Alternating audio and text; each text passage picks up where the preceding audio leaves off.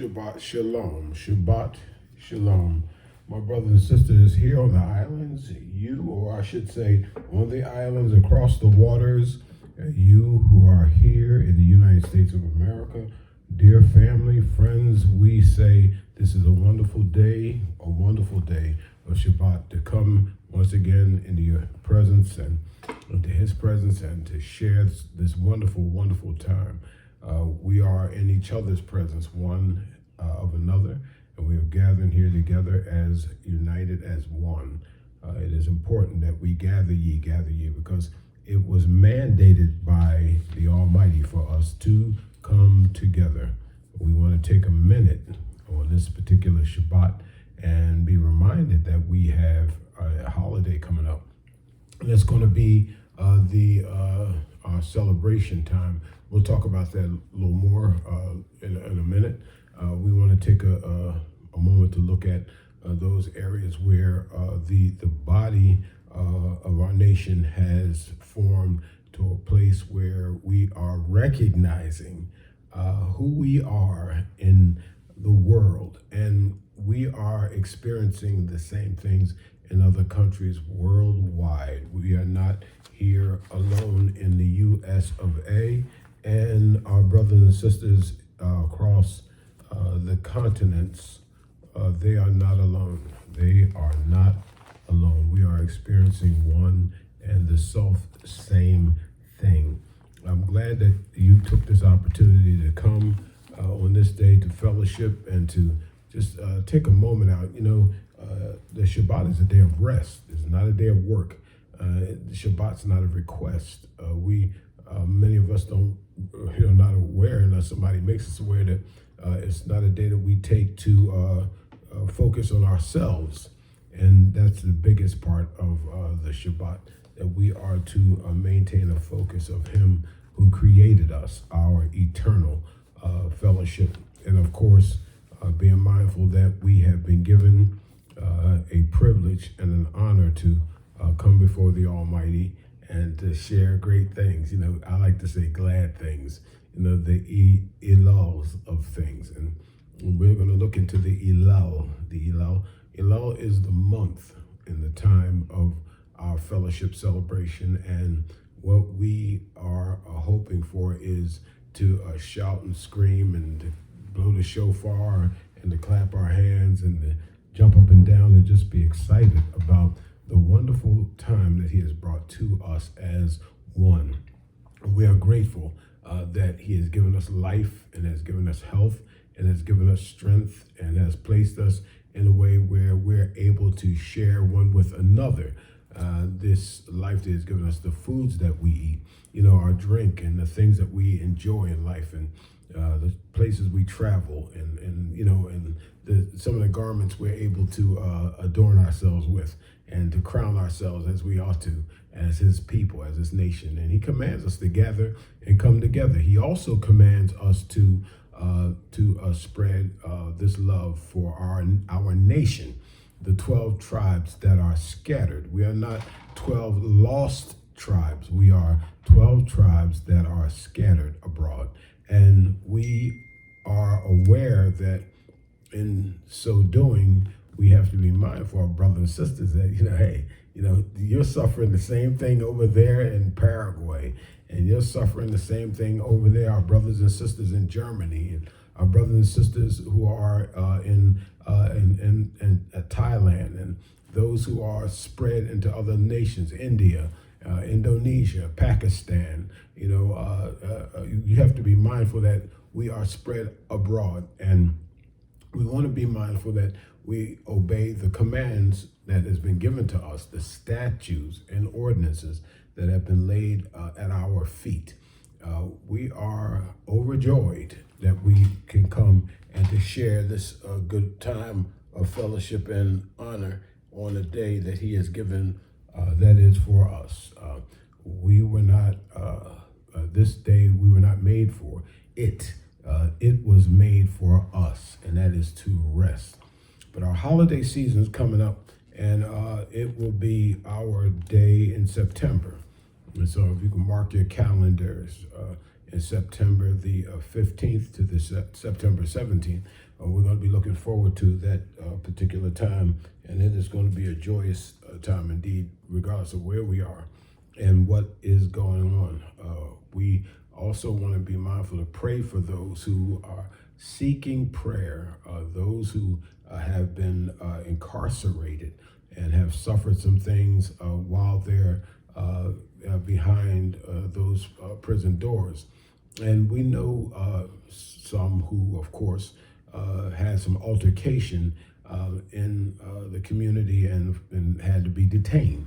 And so we're praying for you. I'm letting you know, I'm not calling names, but we are praying for you. We're also praying for those who have lost limbs. We have one or two who have lost limbs in the past few weeks or past few months, and as well. So we are praying for you. One has a prosthetic now, and another one is, of course, our dear brother, is having therapy for his situation. So, and we are looking forward to speedy recoveries, health in every way, because the word commands our health. You know, it's, I believe it's in 1 Timothy 4:8, where it says bodily exercise profits little. There's a little profit there.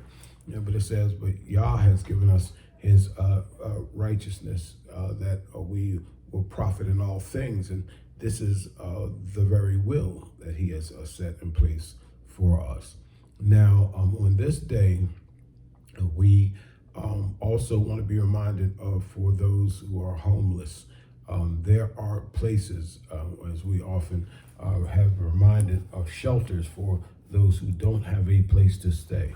There are locations that take in families, and particularly mothers and children on one end, and the men on another. Now, there's also institutions that have taken whole families. If there is a problem, you can always seek counseling. There is help. There are numbers there in your community, in your area, and I do know many across the state who are reaching out. We spoke of last week, and it is important for each and every one of us to be mindful of those who need help. We also do intake as well, and they have done. So we are looking forward to a good and a speedy request from those that we have given that information and access to just this week. Yes, just this week. So it's a lot going on in the nation. There's a lot going on in the political climate. We don't deal too much with the political climate because that is as a climate all its own. It's a place alone, apart from the covenant climate that we have been called to, and the one that we are ordained in. So as we look to the coming months of Elul, I want to just pray a short prayer before we get into that. And I want to also ask that if there's any requests that you may have, you can contact us. I've been looking at your Snapchat, and I noticed there's a lot of folks there at Snapchat that are, seeking answers. I have a lot of requests. There's a lot of things that they're seeking answers to some of life's problems and situations, because there are a lot of suffering. And so we don't remit to ourselves when we know there are others who are genuinely hurt and in pain and going through different things, trials and tribulation at this time, O Israel, his chosen. And this passage of scripture says, many are the affliction of the righteous, but Yahweh has delivered us out of them all. So you have to take his word of deliverance and rest where he has promised that he will take care of his people, that he will supply, support, and sustain his own. And that's who we are, oh chosen Hebrew called. So let's just pray a short prayer. Our east-facing prayers. Avenue Saba Shamayim, Yet Kadesh Shemka, Tavu Malkutik, Ye Retsonik, Barat Kashar Neshava Shamayim, Tenalu Hayam, Lachim Chikanu, Yuslek Lenuet Ashmelanu, Kashar Solakimanaknu, La Ashar, Ashmula, Ashmelanu, Lide, Lide Yavasha, Vil Intel V Le Rachach Wakaim Hatse Lenu Min Hara Ki Lach Ha Min Lach Vihagora Viteferet Eret Lolmin Olamin Amin. And we say amen. That is the Tefillah Ha-Adan. The Tefillah Ha-Adan. The disciples came to Yeshua and they asked him, teach us how to pray.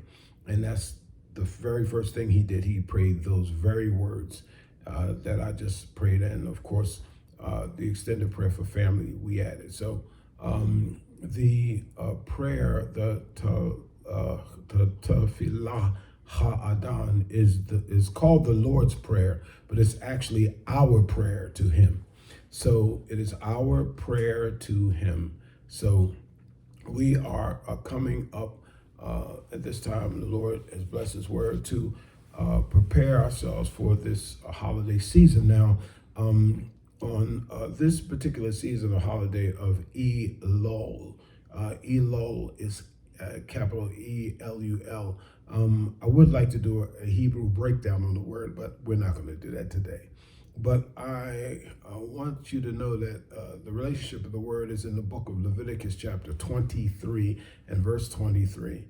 And it's also in the book of Numbers chapter 29, 1 through 6. And it speaks about the celebration day, the shouting and the screaming. And on that particular day, it's a holiday. And the holiday is the New Year celebrated. Now, there's conjecture with the Ashkenazis and with the Khazars and with the some of the Orthodox Jewish people who say that it is Rosh Hashanah, that Rosh Hashanah is not in the Torah, that is, it is not in the Bible.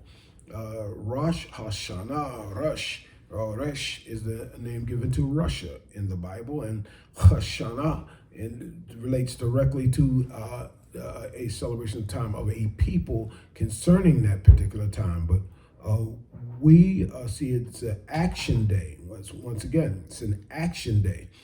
It is a day of rest. It is a Shabbat.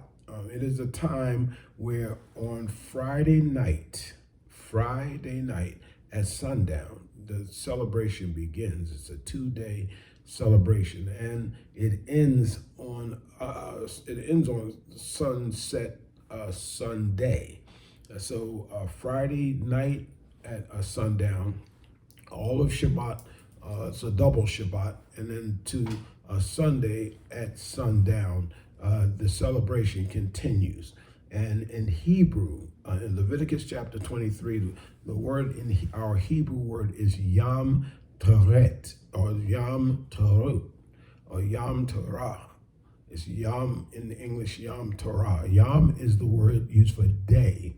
Torah means to shout or to praise or to worship or to honor or to glorify.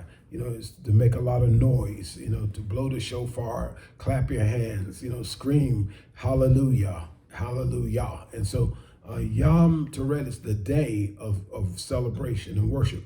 Now, it's a new year for our calendar, our Hebrew calendar. It is a new year.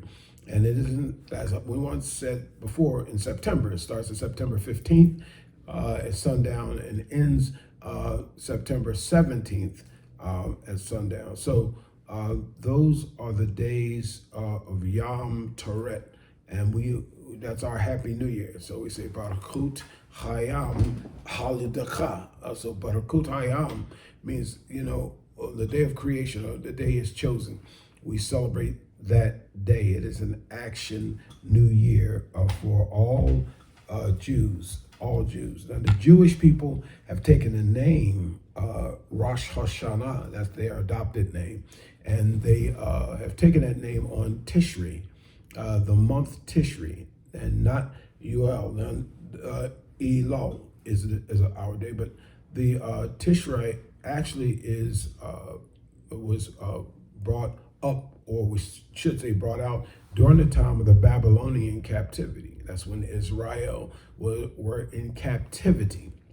Now, the Messiah, Yeshua HaMashiach, the anointed Christ was promised. Christ was promised to a people. Now, that promise was to his people, that he would save his people from their sins. Now, this time has come and has gone, and so we have our progenitor, which is Christ, and he is the lead by the Ruach and the guide by the Ruach into all truth. He said, I will lead you and guide you into all truth. Now, the leading and guiding into truth has everything to do with the language that is spoken of truth to a nation called. Now, to a nation called, he has a divine purpose. That means our lives are lived on purpose. And lives that are lived on purpose have direction, or need direction. Lives that are lived on purpose and not haphazardly or by accident are lives that are lived on purpose. Now, it's important to note that as we go about our day, on each and every day, of course, we understand that many who have pets, and they love and they adore their pets, they treat their house pets accordingly. They feed them, they take them to the doctor, and all those things that they would do for a house pet. But dogs, know it or not, a day is like a week to a dog. One day is like 1 week to a dog. And many understand the lifespan of an animal and don't realize that those lifespans also factor in to many of the events that have taken place, those times that have taken place in Scripture. And it's interesting. The woman who was the Samaritan that came to Christ, and she said to him, he looked at her, he said, I'm not going to give the food that are for the children to dogs. And she said, even the dogs eat the crumbs that fall from the master's table, not calling herself anything other than what was called to her. It was Christ who called her that. So the span or lifespan, a week, that means that a dog will live 1 year, would actually be living 2,555 years if my math is correct. And oftentimes my math is correct. From time to time my math is correct. So a dog's day, 1 day is like 1 week. Then 1 year for a dog is like 2,555 years. And that's amazing. That's unbelievable. Who would think? But calculating the time, 365 days in a year, each day is counted as one, as a week, and multiply those weeks by 4. You have 52 weeks in a year, and you have, those weeks that add up in a year, 168, 69 in 1 week. So you multiply that week by the month, and then you multiply the month by 12. So you come up with 2,555 years old. So dogs get old fast. I guess to say it in basic layman's language, dogs get old very fast. And those dates and times that we speak of on your pet. And I'm not talking about anybody specifically. I'm just speaking about pets in general. They factor in. And many struggle and grapple with different points of scripture in terms of time and dates and things of that nature. And the reason why is it's not realized that those dates and those times that you have for a pet are authentic dates and times of Yahweh. Authentic dates and times of Yahweh or Elohim, the Almighty. Those are factored in, filtered dates for everything. Yeah. And it's interesting how the same with celebrating a new year. You know, people wait for a peach ball to fall, or wait for a ball to drop, and they wait for it to be 12 o'clock midnight, and, you know, all those things together combined. And they're searching for something mystical, something majestical, and something magical to take place. We had a design malfunction last week, and Zillionaire was very patient. I know he's frustrated with it as much as I was, and we're having sound complications this one.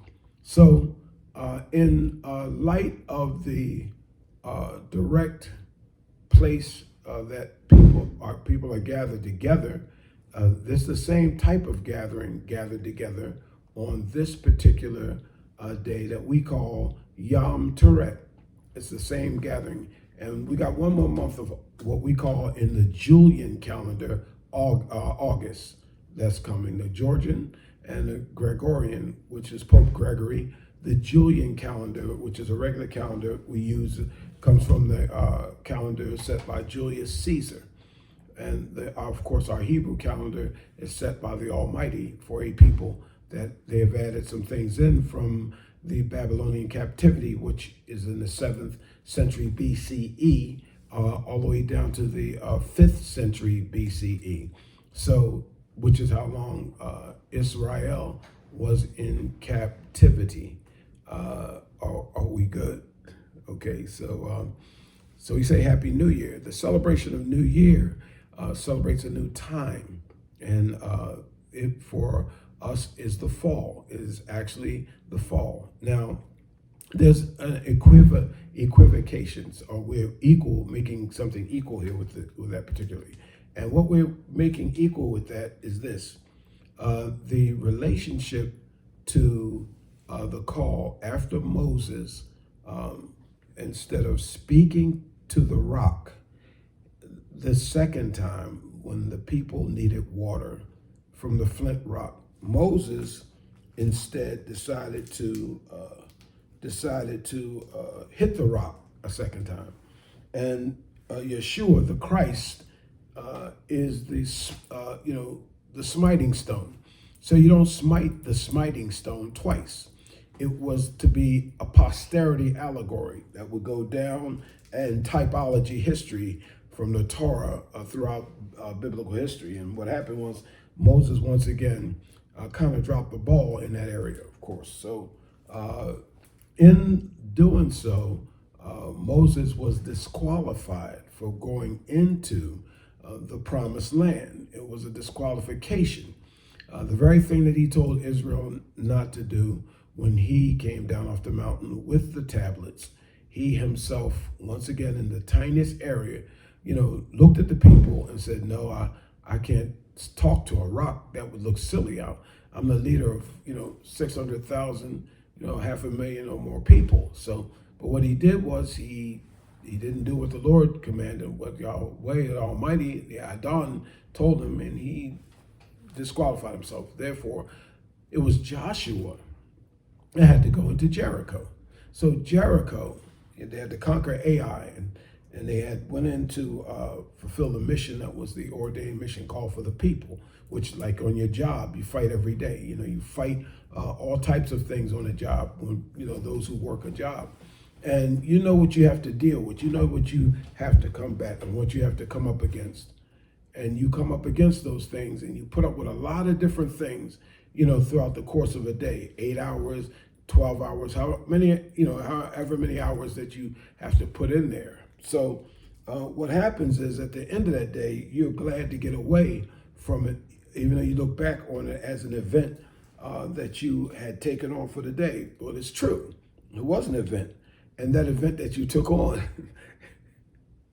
is an event that proved that you are a fighter, that you're a gladiator, that you were able to endure and sustain and, do the things that it took for you to battle through that day. Well, it's the same for those who don't have the same medium of operate. They don't have a job, but yet they have to live every day. A child goes to school and they go into a classroom and they see all the other kids in that classroom, and they have to deal with a number of things. How they dress. Are they dressed in style?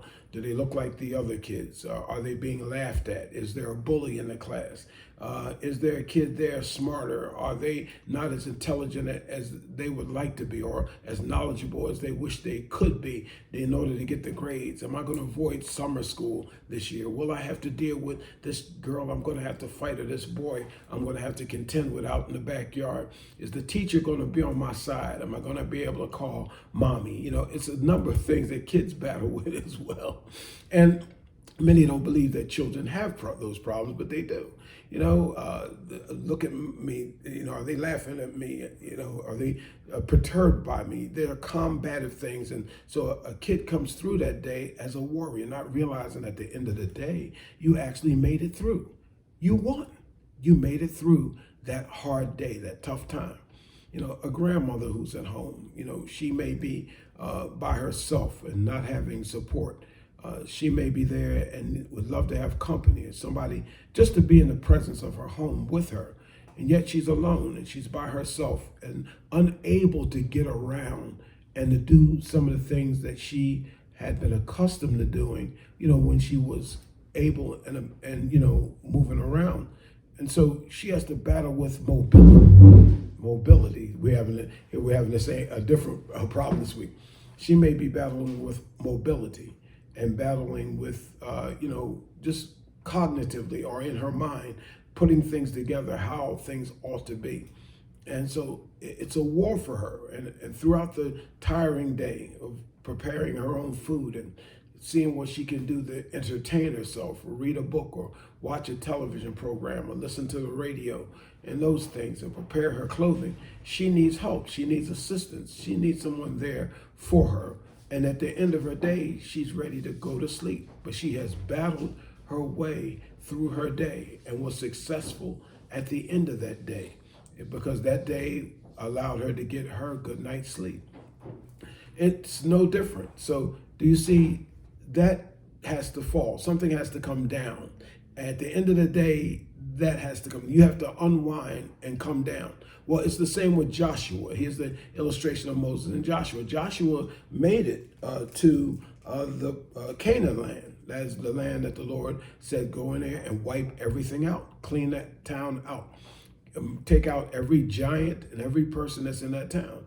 And he said, after you march around this Jericho 7 times, and you blow the shofar, and when you blow the shofar 7 times, the walls will come down. The walls will fall down. And in light of that great revelation, those walls came down. They came down. Once the walls fell, this is the same time that the scriptures relate to the triumphant move of Joshua, which Numbers chapter 29 speaks of, verses 1 through 6. This triumphant time was a time that the walls fell. We celebrate Yom Teruah during the fall. Say the two relate. It's during the fall. Now, we're not in Babylonian captivity, but we are in an Egyptian type of transport coming out of 400 years of a very direct oppression. And we're not out yet, because our brothers and sisters, in many respects, are disrespecting each other, one disrespecting another. And we're being disrespected in general populace of society, and politically and just generally. So if you take a look at the holiday itself in Leviticus chapter 23 and verse 23, you'll see that it relates to the very place where our celebration on September the 15th, 2023, to September the 17th, which is Sundown Sunday, it would be Rosh Hashanah, the changed name during Tishri that the Ashkenazis and the Khazars and the Orthodox Jewish population have adopted for that new year. So they've taken the called New Year, that Shabbat time, which is a double Shabbat, and they have taken that time and they have exercised that time in a new year. But in the Torah, in the Bible, the mention of Rosh Hashanah is not there. So you might be offended, or you might simply say, that's not in there. And it's not, okay? Right? But it is Yom Teruah. And yes, Yom Teruah is in there, okay? Now, when you look at Joshua chapter 6 and verse 5, it relates also to that celebration day for the new year. And it is in September. And ever since, I think for the past maybe 4 years now, we've been sharing this, that September is indeed our new year. It is our year celebration. It is called the top of the month. It is called the top of the month. And it is in the scriptures the 7th month and the first day. And for our Julian calendar, if you look at the Gregorian calendar, that's Pope Gregory's calendar, or Julius Caesar's calendar, which we call the Julian calendar, or the Georgian calendar, which is the modification of the two, and you will look at the Hebrew calendar, the very 15th, or in the middle of the month of Elul, the middle of the month of Elul, the middle of the month of Elul is the very 15th, the middle of September. And the middle of September is going to be a celebration of obedience, because it wasn't a requested time, it was a covenant time given by Yahweh. Because when Moses said, "Who shall I say sent me?" and he spoke in Hebrew to Moses, and he said, "Vah," which is "I am" in English. Tell them I am sent you. He said, "I am." So the fall of Jericho relates to Joshua chapter 6 and verse 5. I'm not going to do the Hebrew breakdown once again. And it relates to Numbers chapter 29, verses 1 through 6, as well as Leviticus chapter 23, verse 23 to 25. Now, it's a happy new year, of course.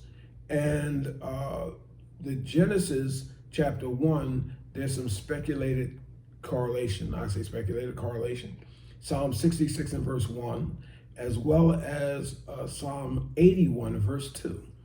And so in retrospect, looking back, we calculate our times from the 4004 year where time started with Ha-Adam's fall.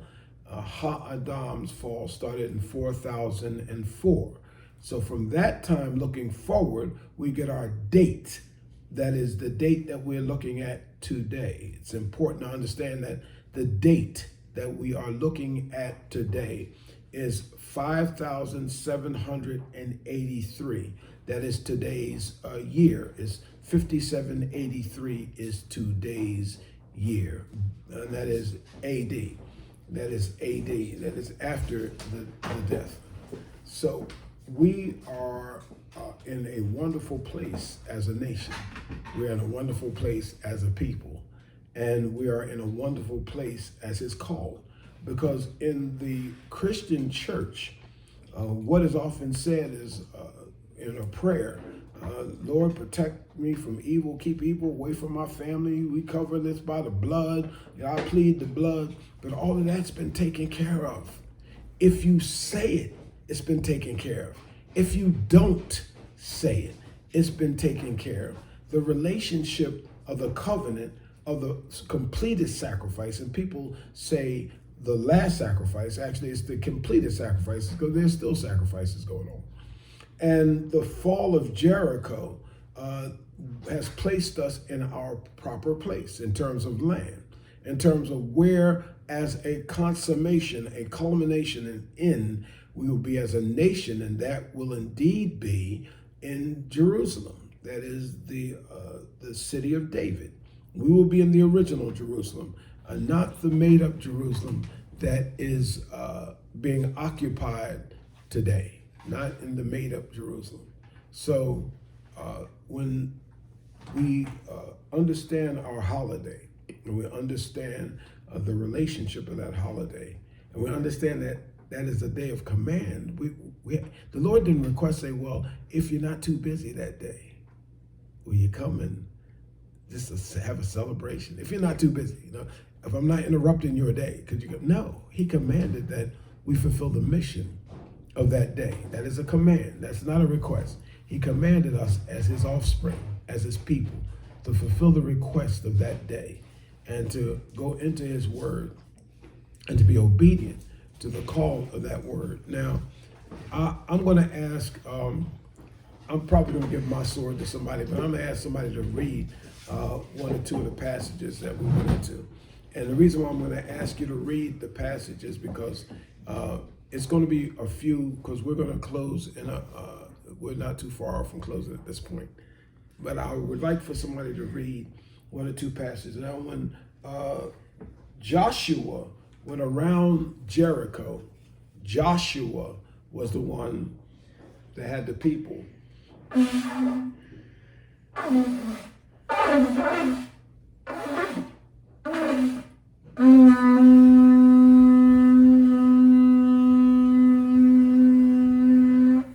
Blow the shofar, the ram's horn. It was Joshua that reminded the people, because the Almighty said, this is what you're going to have to do in order to get in. It was Joshua that stood at the foothill of the mountain where Moses got the commandments from the Almighty. And it was Joshua that witnessed Moses when he came off of that mountain with a command from the Almighty that Moses himself didn't fulfill. Now, the Almighty commands you to do something. Woe unto you if you don't. I know from experience. See, I don't say that talking about nobody else. 99.9% of what I say is about me through experience, So understand that, Israel is chosen. And you are the original people. You're the one He called. You're the one He commanded. You're the one He commended. You're the one He's blessed. It is you, O Israel, that He has opened the door and made wait for. Do you have your scripture I need you to read? We're going to look at Joshua chapter 6 and verse 5 in the Torah. Joshua chapter 6 and verse 5 in the Torah. And I want you to read over that first before you read it out loud for the people, of course, who are anxious and willing. So also, too, on the Shabbat, we are commanded by the Almighty, not to bury the dead on the Shabbat. We are commanded by the Almighty not to do any work or any personal things of entertainment, really, on Shabbat. You can have fun, but, there's a certain command to be mindful that He didn't make that day for us. He didn't make us for that day. He made that day for us. That is to rest. So if you're still doing business on Shabbat, you have missed the mark of what Shabbat is all about. This is not work. This is rest. Because you're not dancing, you're not moving around, you're not jumping up and down, you're not clapping your hands, you're not stomping your feet. You're basically just like sitting still. But what he did was he commanded us to gather together. He said, gather ye. In Hebrew, gather ye, come together. I need you to come together. Our blood coming together means everything in the eternity and the divine things of the Almighty. It means everything. Our coming together means everything. It is everything meaning everything, okay? Now, I'm going to ask, I think we got Zara over there with the eyes covered, and the uncovered eyes when she does her hair, she's going to read. And I'm going to ask you to read over there for us, Dawood. I'm going to ask someone now to read this particular passage of Yahshua, chapter 6 and verse 5. Yahshua. It's Joshua chapter 6 and verse 5. Blessed and highly favored. I like that when they say blessed and highly favored. Comes with a package. It's a package deal. Yeshua said, don't you want to be made? Remember the man with the withered hand? He said, don't you want to be made whole? Remember the blind man? He was waiting. The blind man was standing. The blind man said, I want to receive my sight. He said, because he asked, he said, man, what do you want?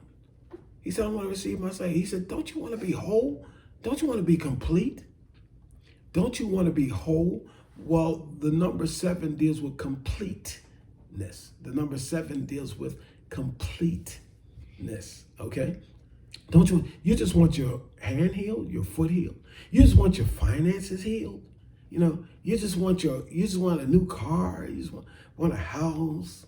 You know, you just want a wife. You know, you just want a husband. Is that all you want? He said, don't you want to be made whole? In other words, there's a completeness. See, he's not an objectified savior. He's not an objectified thinker. He doesn't function in objectification. See, he is subjective. See, he has made us subjective to this call, being birthed in it and being birthed anew in this call. Do you see? So subject means we are a part thereof. That is about us. He talking to me. He talking to you. Subjective, not objective, where we're off somewhere and all the grass is green over across the street on my neighbor's lawn. No, he's talking about you and the grass that he's put you on. Okay, so I'm going to ask someone to read this. I need a fluent reader for this, please, because I'm going to go through this quickly. I went on the first part, and so, this is a blessing. I want to see all the people in the chat. I know I'm not going to be able to answer all the individuals at all, but what I'm going to do is contact as many as I can on the backlog, and I hope that is a righteous thing to do. I'm going to ask, could you go ahead and read for us? That's Yahshua, chapter 6 and verse 5. That's Joshua 6:5. And it shall come to pass that when they make ye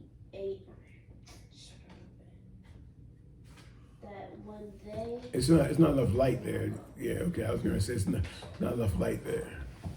You know, in some of the fellowships, they turn the lights down on the people because they don't want you to read nothing there. And it shall come to pass that when they make a long blast with the ram's horn, and when ye hear the sound of the trumpet, all the people shall shout with a great shout.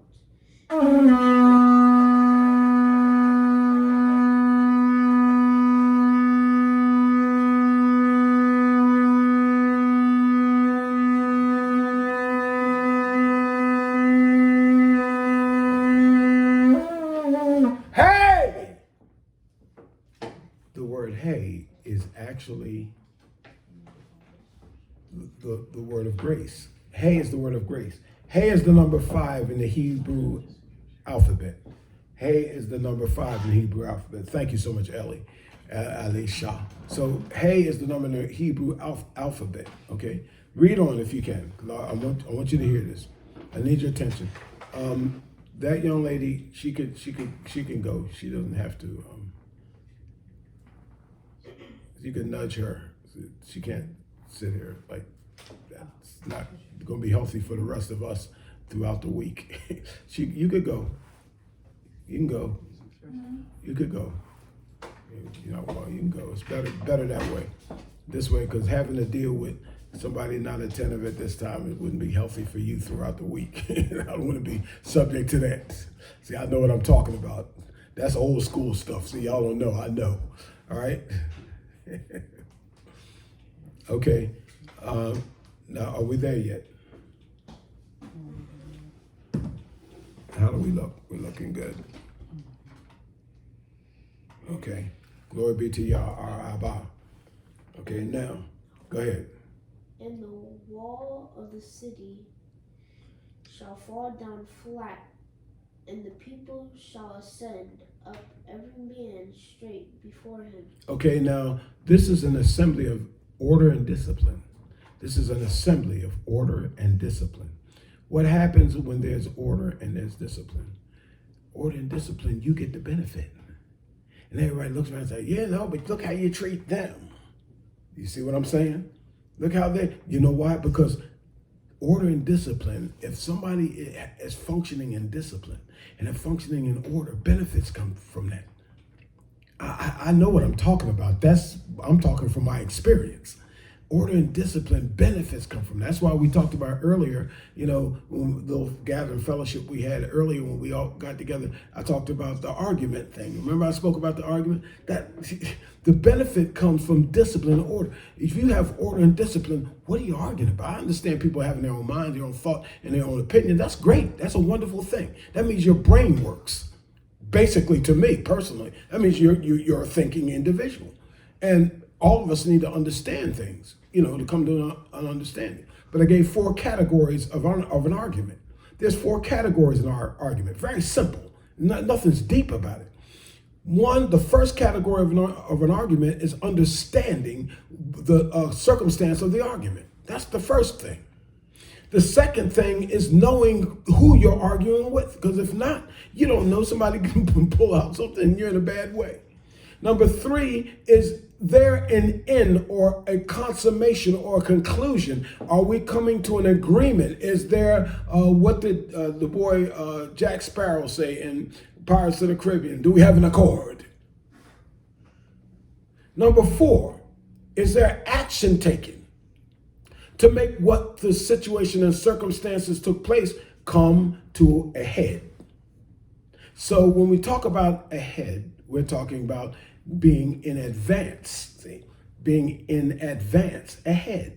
Are you ahead of the game? Are you ahead of the circumstance? Are you ahead of your situation? Are you ahead of your finances? Are you ahead of life? Are you ahead in your relationships? Are you ahead in your communication? Are you ahead? Not assuming and speculating about, well, yeah, but I know how she is, so when I go in there, I'm going to just let her have it.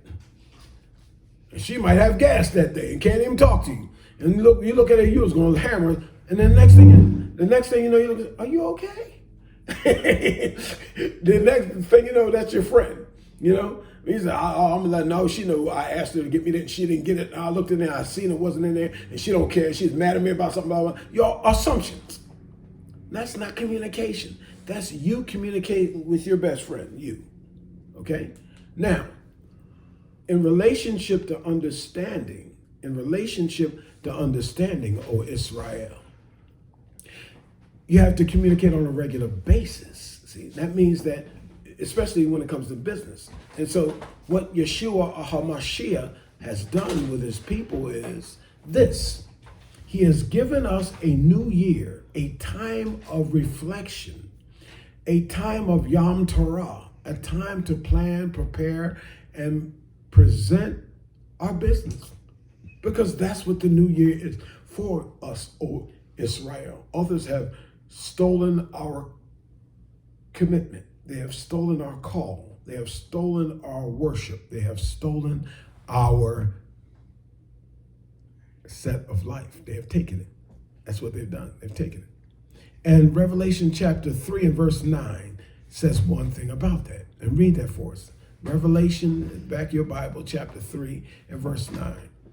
And I would like to go into several other passages to show you right well that when you have all these things going on, you got an LBGQ party going on in the middle of Israel, right in the middle of Jerusalem, right marching right down the center of the street. And remember, you can't have a parade unless the city sanctions it. They have to give you a pass. You need an ordinance in order to do that.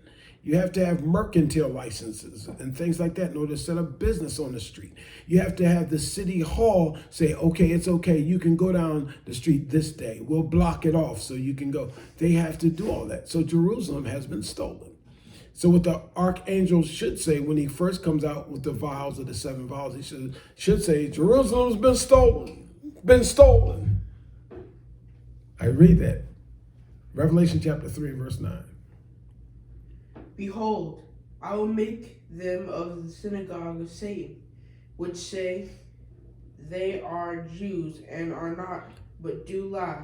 Behold, I will make them to come and worship before thy feet, and to know that I have loved thee, because thou hast kept the word of my patience. I also will keep thee from the hour of temptation, which shall come upon all the world to try them that dwell upon the earth. So you see how the package works? You see how it's a full package at work? Right there's a promise. I'm taking care of you. Don't matter how hard you struggle, no matter what you go through, you are special to me. I'm taking care of you. I got your back. You I got. So the rest of them, that's not a privilege for them. You know, I hear folks saying stuff like, look at that. You know, you see all kind of things on social media. Look at that. How can they do this wicked thing on social media? Look at that. Oh, look at what America is going. America is Egypt and Babylon. Look at what they're not worshiping. Look at what they're saying about God, and look what happens next. I don't click on that stuff. Clickbait. I don't click on that stuff. You know why? Because they're doing their jobs. You ought to be doing yours. All right, we just read Revelation chapter 3, verse 9. And remember, Joshua, they blew the shofar and the walls fell flat. Yeshua HaMashiach said that there will not be one stone left in the temple. Not one. They'll all be turned over. He said, I will tear this temple down and raise it up in 3 days. Now, here we go. What is that wall that everybody's going to bow into? What is that wall? He said it won't be no stones there. Where are they at? They showing in the promised temple wall. Okay, Revelation, I'm going to ask Dawood to read Revelation chapter 2 and verse 9. Revelation chapter 2 and verse 9. We're doing good. We're doing good. Glory be to Yah, Abba. Revelation chapter 2 and verse 9. I know thy works and tribulation and poverty, but thou art rich. And I know the blasphemy of them which say they are Jews, and are not, but they are the synagogue of Satan. They're of the synagogue of Satan. They say they're Jews, and they're not Jews. See, that's why they got smart. And you know the goddess, we remember we went over the goddess Ishtar and all that stuff, you know. So they added Ish at the back of it. So we'll put an Ish back there. Ish, get back there.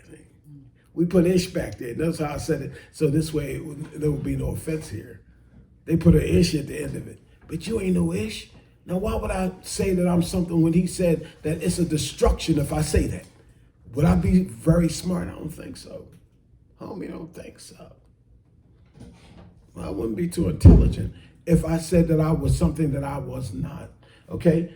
Read Leviticus chapter 23. Last week we had a wardrobe malfunction. This week we're having a sound malfunction. Leviticus, okay? Dawood, SCI, we're Leviticus chapter 23. Leviticus chapter 23. We're going to look at the Torah and the law. The Torah and the law. Now, when it comes to eating foods, the big argument question, like about Shabbat, it said they go to that one passage that Peter had in the book of Acts. I believe it was Acts chapter 10, somewhere 10 and 11. And they say that I heard a well-known urban professional brother say out of his own mouth. But now he can eat something that the Lord said not to eat. He said it out of his mouth. He used the word. I didn't say the word. See, I don't want to start nothing. My name ain't Oprah. So, he used the word. He said, now we can eat. See that? Now you can go ahead and eat that. That's not what the Lord said. And if you read the passage, the brother never said the Lord said anything. He said, I heard a voice. I heard a voice. How many times I can tell you I heard a voice, but I wouldn't do what that voice said. Who was that? I heard a voice. I heard a voice. Nothing conclusive. He said nothing conclusive. He said, now kill and eat. Kill and eat. This is what he said. The voice said, now kill. He saw a blanket full of food coming out of the sky, all kind of animals. But he didn't say one animal was in there. He didn't make mention.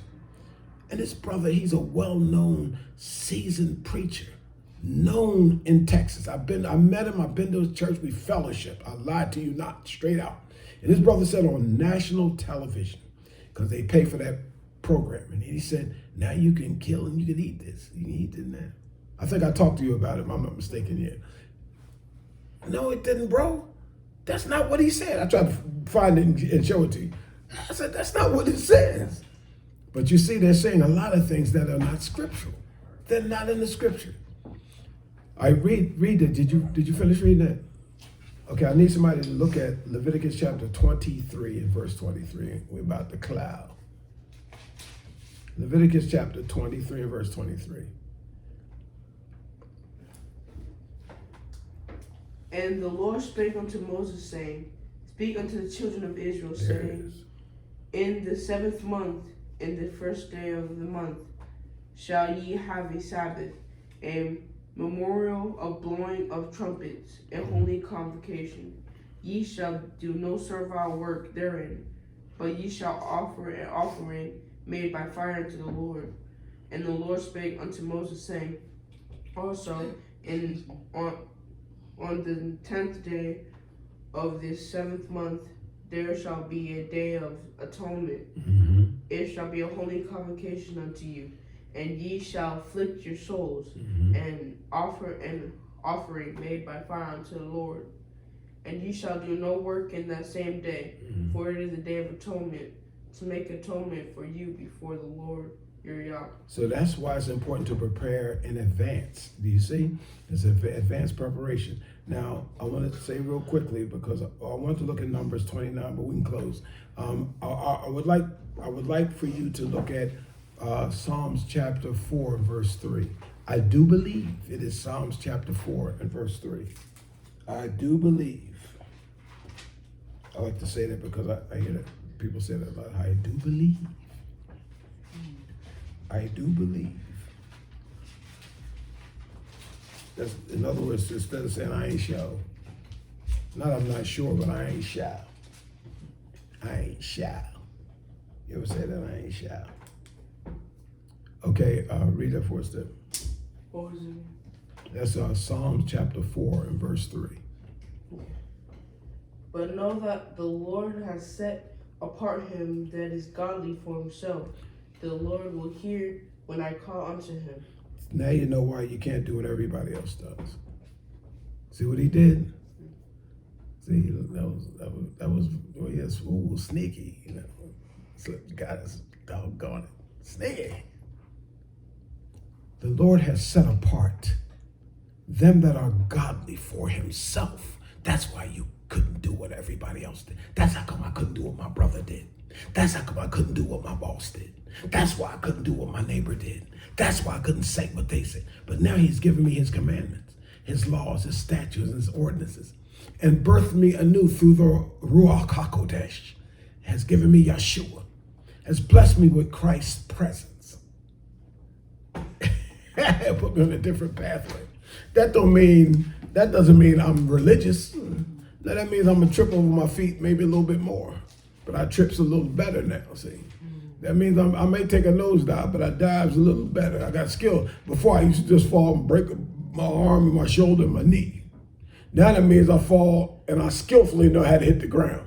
That's hard for people to accept that and to relate to that. Now, when I fall now, I fall constructively. I have skill. Oh, I'm going to do that? Yes. I'm going to plan it, and I ain't going to blame nobody for it. Well, no, it just happened. No, it didn't just happen. He skillfully turned and faced this way. I try to tell Malachi, you gotta learn how to fall, son. You gotta turn your arms on, put my grandson on blast. Malachi, you gotta learn how to fall. You gotta turn your body this way and fall on the flesh of your back of your shoulder and the flesh of the side of your leg and use the palms of your hand.